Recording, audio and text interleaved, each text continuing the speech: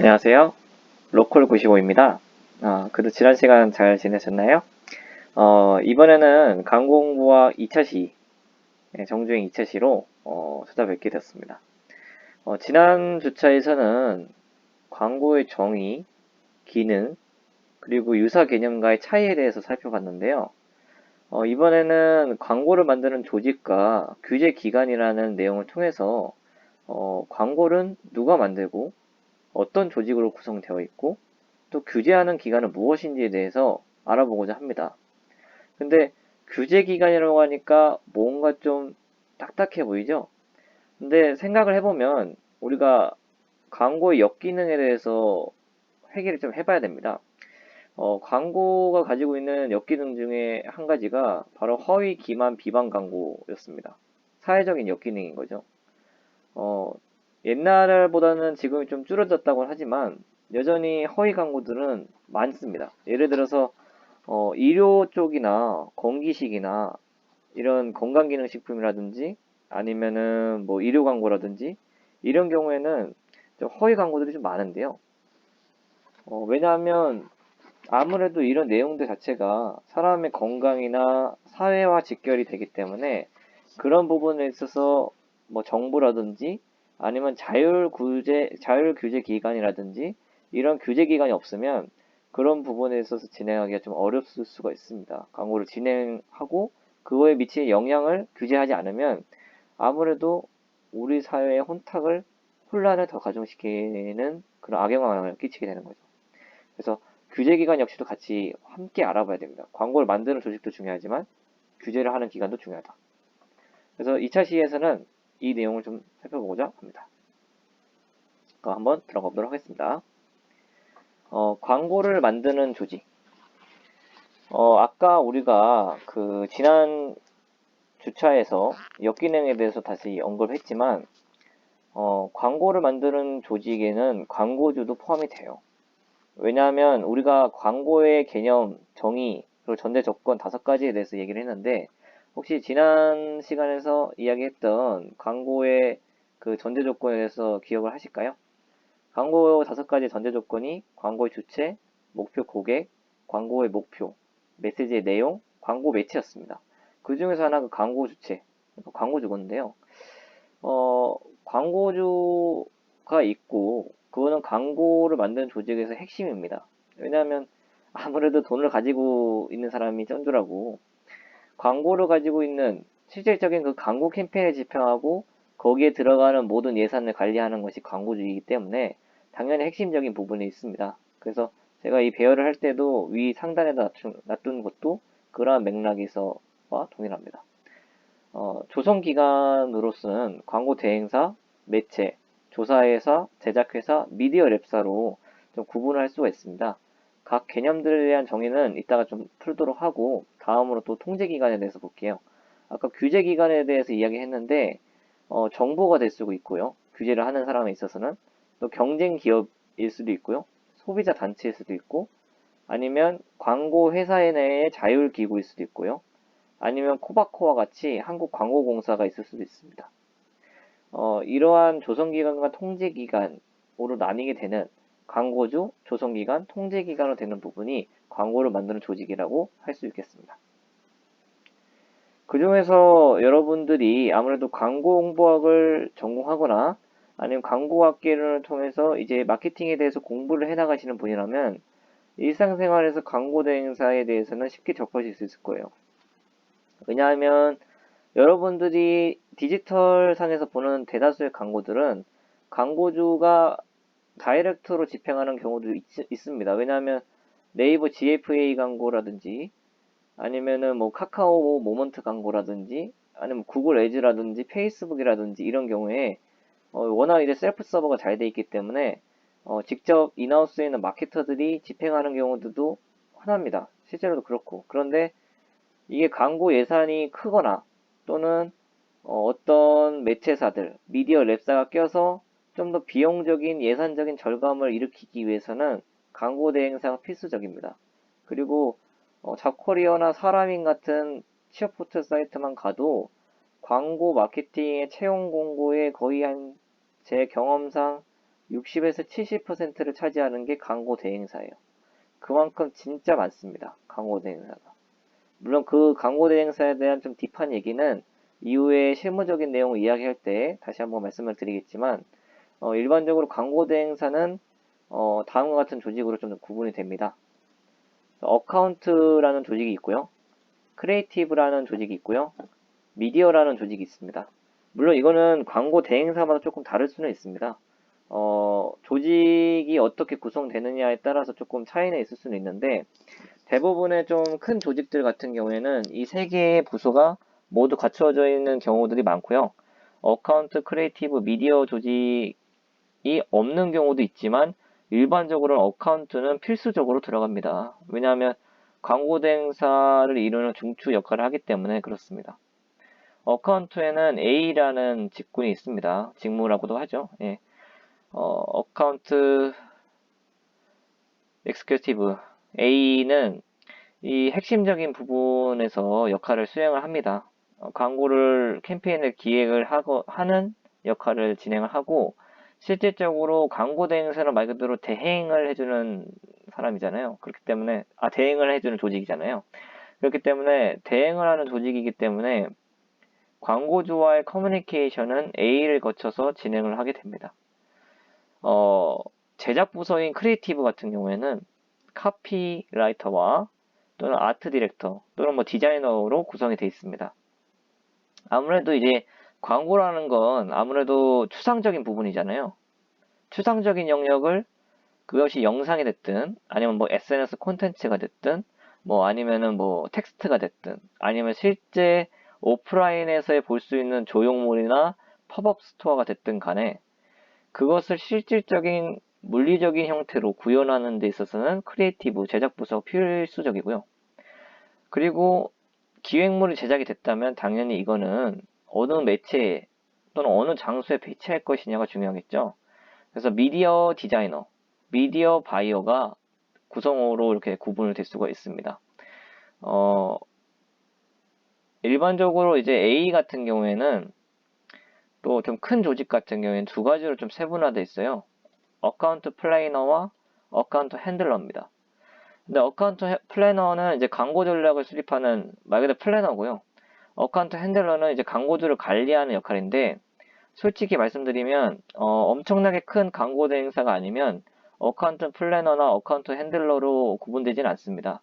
그리고 어떤 경우에는 두 가지 역할을 같이 수행을 해야 되는 부분이 있고 또 좀 규모가 있는 대행사 같은 경우에도 어카운트 플래너는 있지만 뭐 어카운트 핸들러는 팀장이 맡는다든지 조직장이 맡는다든지 아니면 좀 큰 광고주 같은 경우에는 뭐 대형 광고 대기업 같은 경우에는 그거를 영업적으로 좀 전담하시는 핸들링 하시는 분들도 따로 계세요.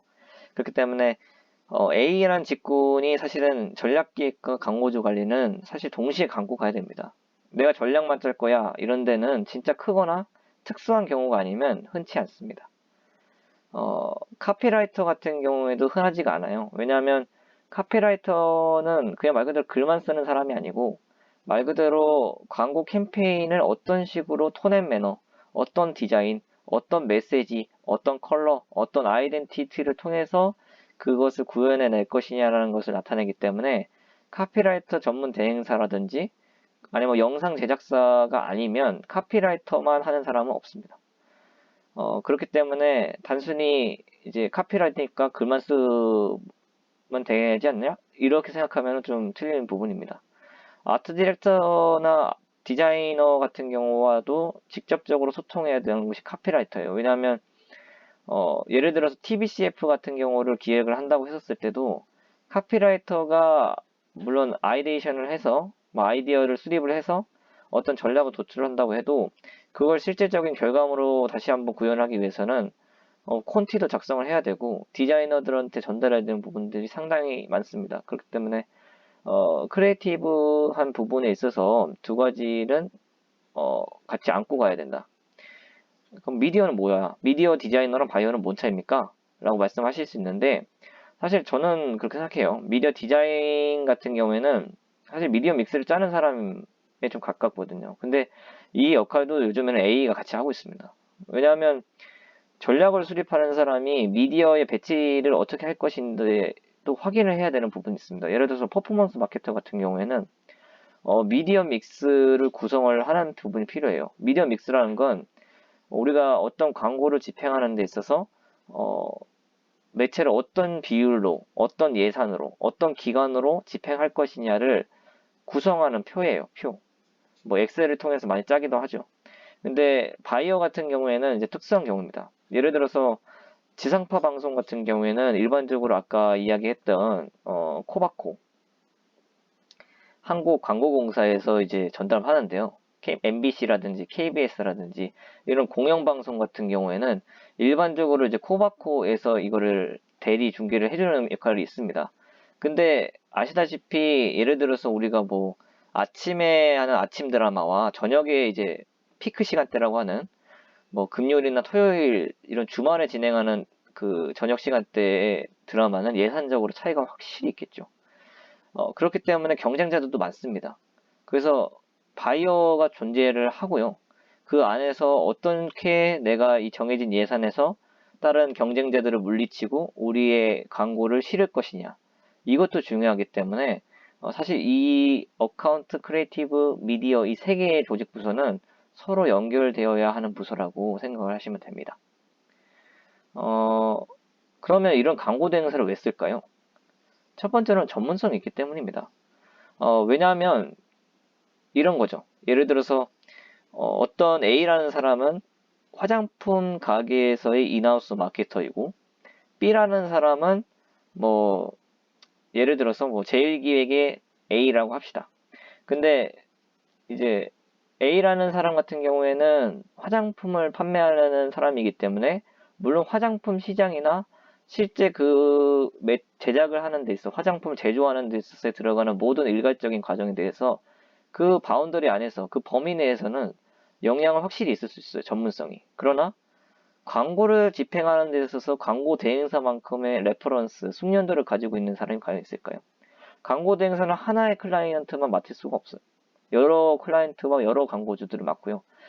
연차가 오래된, 업력이 오래되어 있는 광고 대행사일수록 당연히 수십, 수백 개의 광고 캠페인들을 집행해 왔고 그런 시간과 경험이 축적되면서 전문성과 숙련도가 향상될 수밖에 없습니다. 그렇기 때문에 광고 대행사는 광고주 단독으로는 포용할 수 없는 고도의 숙련, 기술, 그리고 전문가들을 보유하고 있어요. 대행사 내에는 아까 얘기했던 세계 조직, 아까 뭐 얘기했던 뭐 어카운트 크리에이티브 미디어의 조직 전문가들도 있지만 그것이 아니더라도 관련되어 있는 협업 조직이나 협업사, 협력사들이 많습니다. 예를 들어서 아까 이야기했던 광고 대행사에서 뭐 기획부서만 있을 수 있는데 제작부서가 없을 수도 있어요. 외주한테 맡길 수도 있어. 아니면 협력 관계에서 어카운트 쪽에서 크리에이티브 쪽에 제작을 의뢰할 수도 있어요. 예를 들어서 뭐 기획을 이쪽에서 했지만 뭐 요즘에 막 신기한 광고들 많이 내는 뭐 돌고래 유괴단 같은 그런 제작 부서 이런 외주 그 제작 부서들 크리에이티브 업체들한테 맡길 수도 있는 거죠. 그렇기 때문에 그런 광고 시장이나 생태계에 대한 생리를 이해하지 못하는 그냥 일반 인하우스에서 다녔던 마케터들 같은 경우에는 아무래도 그쪽 영역에 있어서는 광고에 있어서는 전문성은 광고 대행사와는 떨어질 수밖에 없습니다. 그렇기 때문에 전문성인 영역이 가장 크고요. 두 번째로는 객관적인 부분입니다. 사실 광고를 집행하는 데 있어서 내부자인 거잖아요. 광고를 진행하는 그 기획을 하는 사람 입장에서는 이미 내 화장품에 대한 이해도도 갖추고 있고 내 화장품의 브랜드에 대해서 아이덴티티도 알고 있어요. 그러나 그것은 어찌 보면 주관적일 수 있는 영역이기도 합니다. 그래서 객관적으로 그것을 향상시킬 수 있는 부분이 필요한데 모든 것이 그렇듯 마케팅이나 광고 기회의 첫걸음은 상황을 분석하는 것입니다. 사업을 하는 데 있어서도. 그렇기 때문에 광고주는 상황 분석을 통해 자신의 비즈니스의 위협이나 기회가 될 외부 요인을 찾아내고 타사에 비해 갖는 내부적인 강점, 약점을 찾아내야 됩니다. 수학 분석과 같이. 그래서 이런 부분에 있어서는 대행사는 좀 더 객관적인 시각을 제공하는 거죠. 물론 나중에 업무가 좀 진행이 돼서 대행사에 있는 에이전시에 있는 마케터들도 객관성이 좀 떨어질 수 있어요. 그러나 아무래도 광고 대행사는 아까도 얘기했지만 여러 광고 캠페인을 집행을 하기 때문에 그 안에 들어가 있는 인하우스 마케터보다는 좀 더 객관적으로 이것이 맞을까? 이 리서치 자료가 맞을까? 라는 그런 객관성을 부여하는데도 유용하다. 마지막으로는 비용이 저렴습니다. 가장 크죠.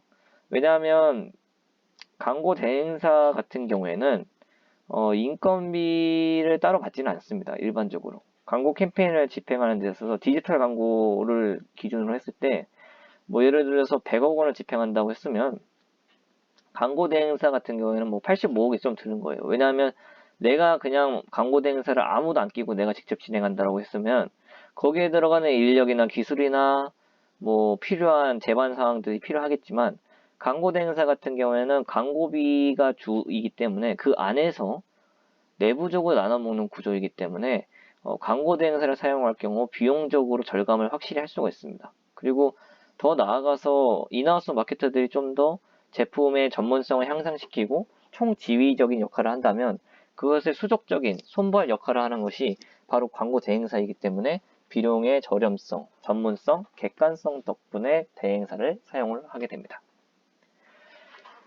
광고 대행사에도 종류가 좀 있습니다. 아까 얘기했던 인하우스 에이전시. 그러니까 인하우스라는 건 말 그대로 일반적인 회사예요. 화장품 회사일 수도 있고, 자동차 회사일 수도 있고, 아니면 뭐 책을 만드는 출판사일 수도 있고, 언론사일 수도 있죠. 근데 일반적으로 인하우스 에이전시 같은 경우에는 뭐 삼성의 제일기획, 현대의 이노션, 뭐 LG의 HS에드, 롯데의 대웅, 뭐 지금은 이제 주인이 바뀌었지만 한때는 이제 SK 밑에 있었던 뭐 지금은 SM, CNC와 같은 그런 인하우스 에이전시 같은 경우에는 아무래도 모기업이 빵빵하고 모기업에서 광고 부서로 독립해서 나와서 진행을 됐기 때문에 재정적으로 매우 유리한 구지에 있습니다. 또 자기 업종에 있어서는 전문성을 가지고 있고요. 정보의 보안도 유지가 용이하고 아무래도 돈이 많기 때문에 규모의 경제를 실현하기가 용이합니다. 반면에 그런 부분이 없이 독립적으로 광고 대행사를 차린 경우에는 광고 산업에 대해서는 잘 알고 있지만 아무래도 재정적으로는 조금 인하우스 에이전시에 비해서는 조금이 아니라 많이 좀 불리할 수 있습니다. 새 광고주를 개발하거나 그런 데 있어서도 필요하죠. 왜냐하면 예를 들어서 현대 이노션 같은 경우에는 현대자동차나 기아자동차의 광고를 전담해서 집행을 하기 때문에 일반적으로 당연히 유리할 수밖에 없어요. 왜냐하면 다른 독립 에이전시에서 광고주를 한 명이라도 더 따기 위해서 PT 준비를 하는 것과 내부적으로 이노션 현대자동차의 광고를 따와서 진행하는 거랑은 당연히 유리하고 시간이 좀 더 수월하게 진행할 수가 있어요. 그 때문에 객관적으로 유지는 가능하나 새 광고주를 개발하거나 이런 적응 연구를 하는 데 있어서는 살아남기 위해서라도 뛰어날 수밖에 없다 라고 할 수 있겠습니다. 광고 대행사에는 보상 제도가 세 가지 정도로 나눠집니다. 커미션, 수수료, 인센티브인데요. 커미션 제도 같은 경우에는 전통적으로 보상 제도이고요. 지출 금액의 일정 비율을 보상으로 제공합니다. 그래서 관리와 계산에서 용이합니다. 국제적으로는 15%로 예를 들어서 뭐 100만 원으로 물론 광고 집행하진 않겠지만 100만 원이라고 하면 그 중에서 15만 원 정도를 커미션으로 가져가는 구조입니다. 그래서 관리와 계산에서도 매우 용이하죠. 15%로 이제 곱하기 0.15 해가지고 나오면 되니까. 근데 대행사의 노력이나 성과에 대한 보상이 아니기 때문에 비싼 매체를 강요해요. 왜냐하면 이게 15%는 정해져 있는 부분이기 때문에 매체와 관련이 없는 부분에서는 보상을 받을 수가 없고, 그래서 대행사 입장에서는 가급적이면 꽤 그 15% 바운더리 안에서 많은 수익을 얻을 수 있는 비싼 매체를 좀 강요하는 경우가 있습니다. 수수료 제도 같은 경우에는 광고주를 위해서 이제 소요한 인적 자원의 시간이나 노력에 대한 보상이에요. 사실은 커미션에 비해서 매우 공정하죠. 왜냐하면 일반적으로 우리가 어떤 뭐 편의점 아르바이트생을 쓴다고 합시다. 그러면 그렇다고 해도 그 사람한테 일반적으로 인건비가 뭐 9,640원의 최저시급이 나가야 되잖아요. 그러니까 그 비용에 대해서의 합리적인 좀 보상일 수는 있죠. 알아서 나눠 먹어라 하는 그런 커미션 제도에 비해서는 수수료 제도는 어떤 의미에서는 보상을 해주는 제도이지만 대신에 광고주와 협의가 매우 어렵습니다. 수수료 제도는 아무래도 인건비적인 부분들도 있지만 인적 자원의 시간에 대한 노력의 보상도 있기 때문에 어, 광고 대행사한테는 조금 유리할 수 있지만 광고주는 솔직히 지향하는 부분은 아니겠죠. 그리고 인센티브 및 결합 보상 제도가 있습니다. 커미션이나 수수료를 근거로 사전 협의한 성과를 반영하는 것인데 대행사의 적극적인 노력을 독려하고 대행사도 최소한의 안정장치를 마련하는 것입니다. 어찌 보면 커미션과 수수료의 장단점을 좀 버무린 부분이 인센티브라고 할 수가 있겠습니다. 이거에 대한 상세 내용은 나중에 실무적인 마케팅에 대해서 또 새로 뭐 교육 콘텐츠를 진행할 때 있어서 그때 같이 한번 다시 이야기를 하도록 하겠습니다. 대략적으로 커미션, 수수료, 인센티브를 나뉜다. 이 정도를 기억해 주시면 좋을 것 같습니다. 다섯 번째로 미디어 에이전시. 미디어 에이전시라는 건 이제 미디어 랩사이기도 한데요. 광고주 대신에 이제 매체 기획이나 매체 구매 서비스 대행을 하는 건데, 일반적으로 미디어 랩사는 3대 대행사가 있습니다. KT의 나스 미디어, 그리고 CJENM의 메조 미디어, 그리고 SK의 인크로스가 있습니다. 일반적으로 이 세 개의 미디어 랩사가 좀 크고요. 이런 크고 또 업력도 오래됐기 때문에 예를 들어서 미디어 랩사 중에 메조 미디어나 나스 미디어에서 공개하는 그런 리포트들은 광고 대행사에서도 나중에 PT 자료를 만들 때 유용한 객관적인 정량적인 수치 리서치 자료를 활용을 합니다. 그래서 미디어 에이전시 같은 경우에는 기존 광고 대행사에서 매체 부분을 업무반으로 분리하여 있는 한정 광고 대행사가 있고 또 매체 기획과 효과를 연구하기 때문에 그쪽 부분에 있어서는 매우 광고 대행사에 비해서 전문성이 있죠. 그래서 광고주의 니즈가 그냥 매체적인 부분에 대해서 있어서 야, 내가 어떤 광고 캠페인을 집행할 건데 이 광고 캠페인 또는 이 광고에 대해서 어울리는 미디어 서비스들을 찾아봐 달라는 부분이 있으면 미디어 에이전시가 될 것이고 그런 크리에이티브한 영역에 대해서 조금 채워줄 수 있는 부분은 광고 회사가 될 것입니다. 그러나 요즘 추세는 미디어 랩사가 광고 대행사의 역할도 겸합니다. 그래서 예를 들어서 뭐 나스라든지 메조미디어 같은 경우에 네이버에서 NOSP, 그러니까 네이버 메인에 거는 광고들 같은 경우에 대행사의 역할을 수행하기도 합니다. 일정 부분에 있어서. 왜냐하면 뭐 광고 소재를 대행사한테 받아서 그것을 세팅을 시킨다든지 예산을 할당한다든지 이런 부분에 있어서는 당연히 광고 대행사의 역할도 어느 정도 수행하는 부분은 있거든요. 그래서 요즘 추세는 사실 이렇게 엄격하게 미디어 에이전시와 광고 대사를 뭐 이분법적으로 나눈다 이런 거는 아닙니다. 그러나 뭐 이건 어디까지나 광고학개론이기 때문에 이거에 대해서 구분을 이런 식으로 나눈다 정도만 알아두시면 될 것 같습니다. 마지막입니다. 조사 회사와 규제 기관인데 리서치 회사들도 많아요. 미디어 랩사들은 또 이제 미디어적인 영역이지만 말 그대로 시장 조사 기관들도 있잖아요.